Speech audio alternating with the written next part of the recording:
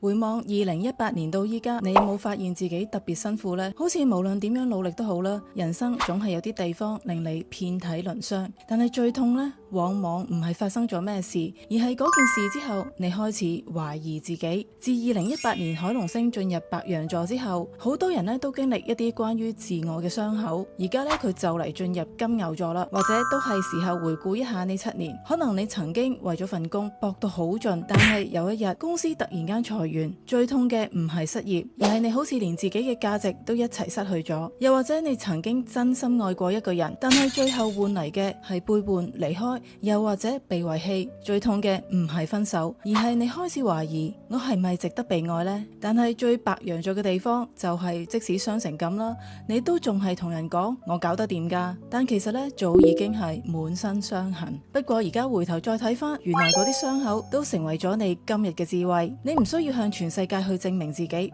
你本來就值得被愛。其實占星呢並唔係淨係用嚟預測未來，有時候佢更加似一面鏡子，幫我哋重新去理解自己走過嚟嘅路。而一路行到嚟今日嘅你，其實已經比你想象之中勇敢好多，值得俾啲掌聲自己。